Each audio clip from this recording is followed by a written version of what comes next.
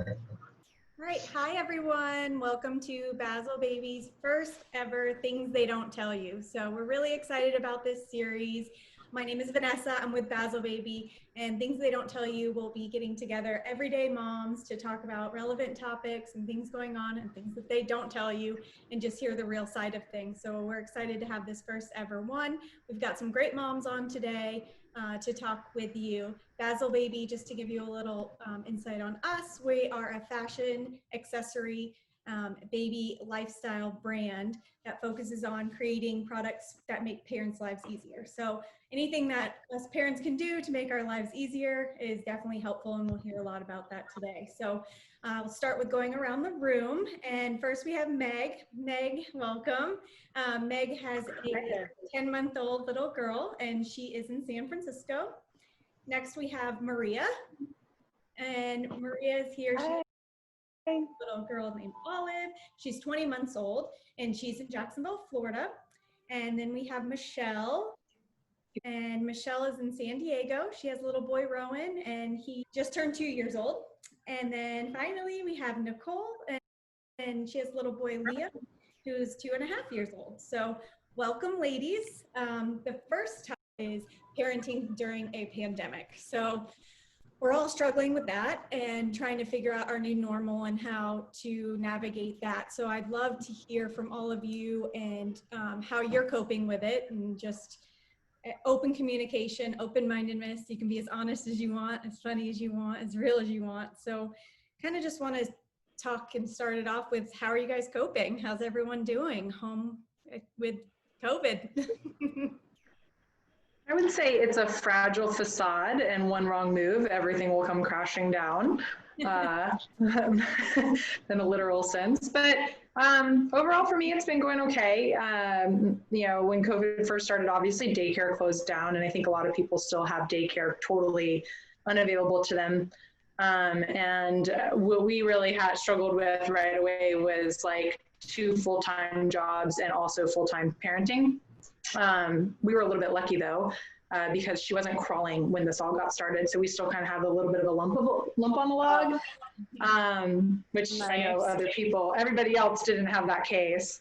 And so, but then now she is crawling. So it's like a lot more difficult. So we've just had really, my husband and I had to like really focus on, okay, I have a virtual call right now, and you have a virtual call at 11, and someone else has one at 3, and like really just try to figure out how to pass the baby back and forth. And I would also say that most of the work got done during a sprint, during a nap time, if we were lucky enough to get one of those in the day. So it was a wild ride. Yeah, still is. It was really rough for me at first. I feel like we got a good schedule down now, but at first I would like spend all this time trying to plan. I'm like, okay, we're going to paint, get everything ready. I would spend like 30 minutes getting an activity ready and do it with him, and he would do it for 2 minutes and walk away. And I was like, okay, now what do I do? Like really just coming up with stuff to keep him busy. Yeah, I agree. I feel like I'm used to it now too. My main struggle though is I'm in a very small space, and I had my parks as my outlets, and shopping and taking her out to the grocery store and just getting out. And I feel like that's been my biggest struggle, is just like you said, coming up with activities in the house to like keep them occupied. Right. They're so busy right now, like at 20 months, 2 years old, like very short attention spans, and just trying to wrangle them in and find a space for them to run. Yeah, I would text Nicole on like a daily basis and be like, give me more stuff to do. Yeah, I made it a point to every day we get out and explore somewhere new. I live in the heart of Philadelphia, in the city, so there's people all over, and we're really trying to avoid people. So I made it a point to explore the undiscovered side of Philadelphia. And so we'd go out, that, and then water play, as I would tell Michelle, like they just love water, inside or outside, what you guys think, on a really low drip. Yeah, and just now I was able to stop my job at the time and focus 100% on being a mom. I went from, I feel like, a 33% mom to 100% full-time mom, launder, chef, maid, everything. Yeah.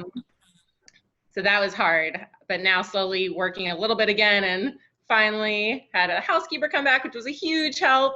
So you don't realize how all the little things together pile up. Yeah, absolutely.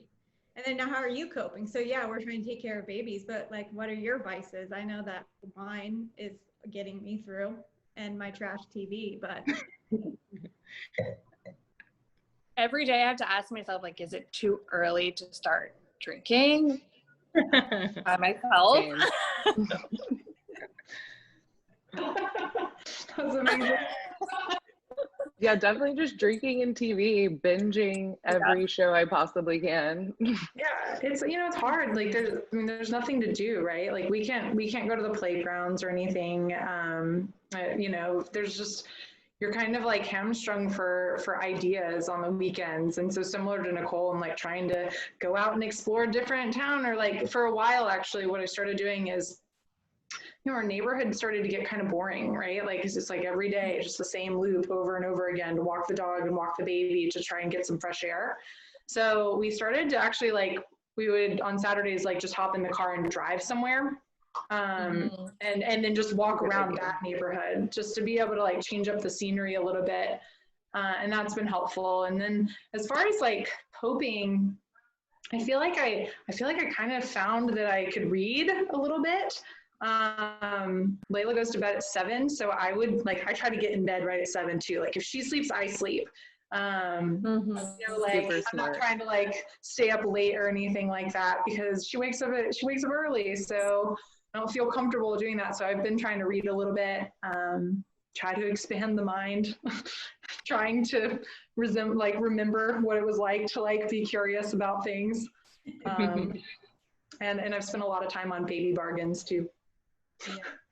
What's that? I don't even know what that is. Oh, I hope it's okay to make a plug. It's just a website that does like consumer reviews. Is that okay?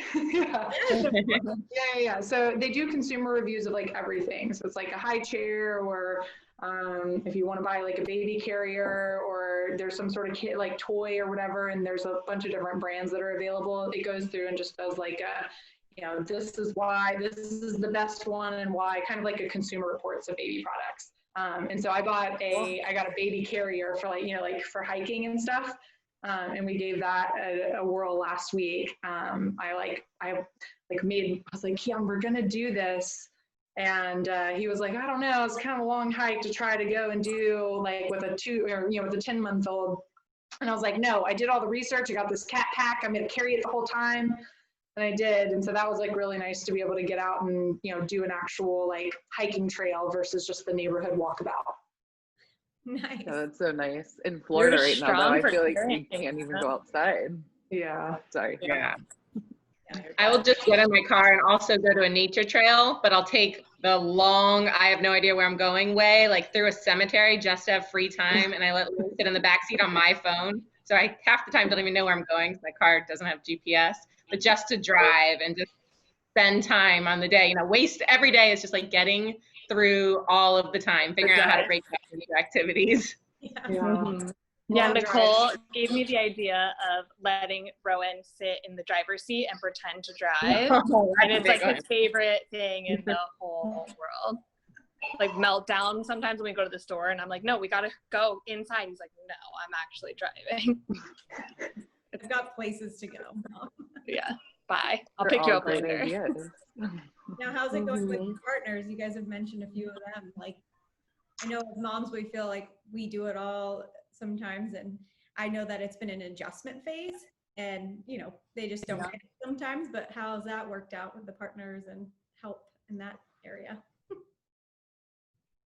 Oh man, I can take a stab at that one. You know, I feel like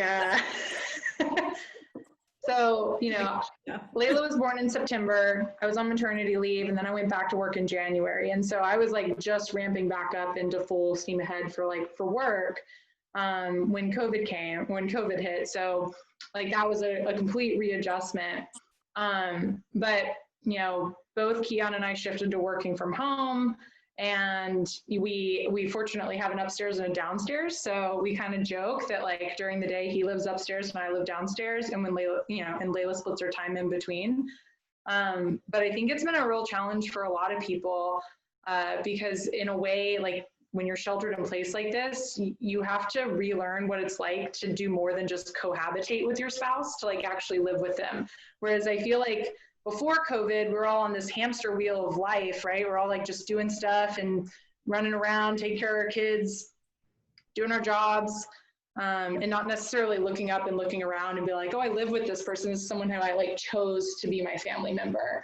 And so I feel like I've had to like relearn how to live with him rather than cohabitate with him. Yeah. True. Matt never stopped working. He just kept going to work. Thank God.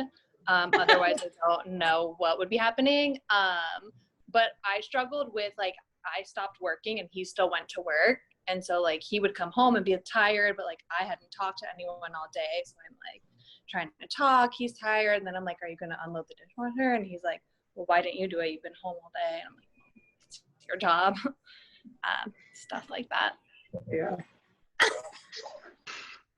That's tough though. I mean, that's like the hardest balance, right? Like I can totally put my foot, I can see it the other way around. Like, you know, you come home, you're exhausted or whatever, but it's like, it's the pull and like the weight of, you know, raising a kid is just like an exhausting activity.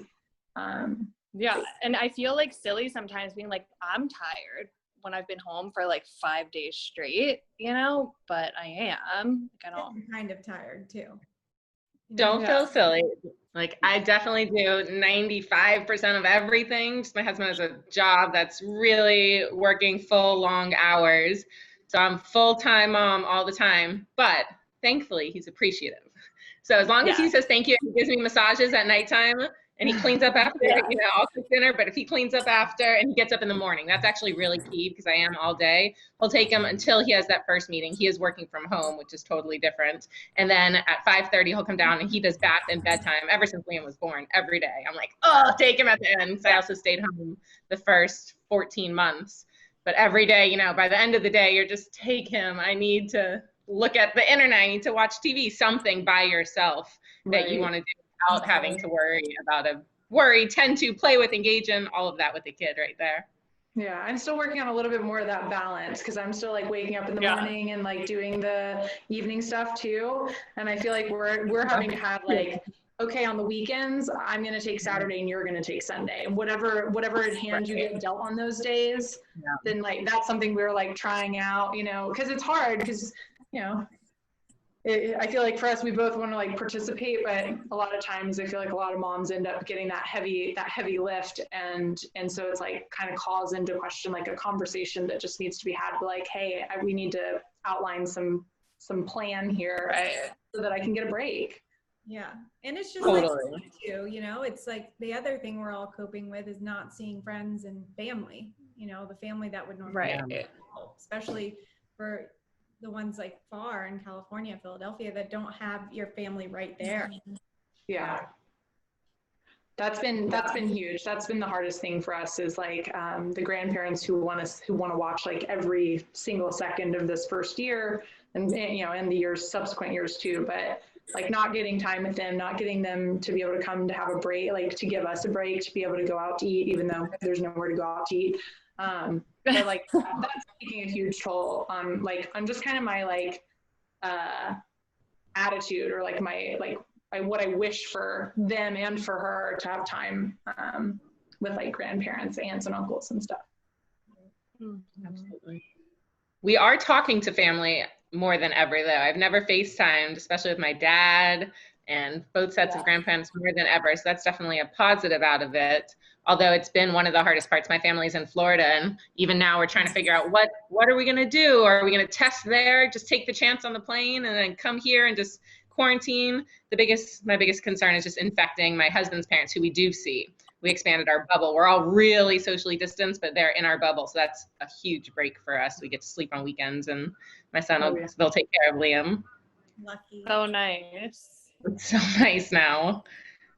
Nice. I've been fortunate enough to be close to my family, so and we haven't chosen to like start daycare yet. So there's weeks at a time that my parents will meet us halfway and come and take them, and we kind of get some us time, which has been nice. I'm sure it's been really hard for you guys who are on very far apart from your family. That would be really hard, but definitely more FaceTime.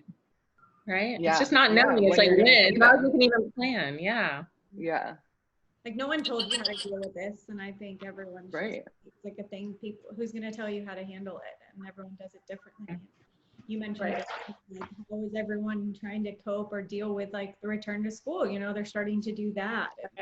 You know, it's scary, and we all have anxiety. Moms have mom guilt. It's just a thing that happens, and it's crazy, and you don't realize it till you get it. And it's just how are you guys handling the return to school, or how are you feeling about that? School, daycare, whatever it is. I feel like So I'm Liam, missing out because we're not going to daycare. We've chosen not to go back. And I just feel like was Olive she's in so ready daycare? for it. We were gonna start on March 17th was gonna be her first day, like Wow. part-time. That was like when the hammer And dropped.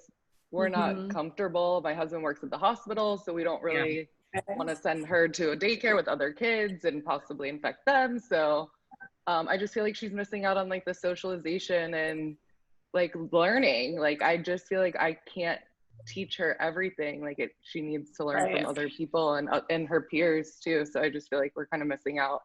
So that's where my mom guilt comes in. Luckily, she has all of her cousins. She does. That is nice. Yes.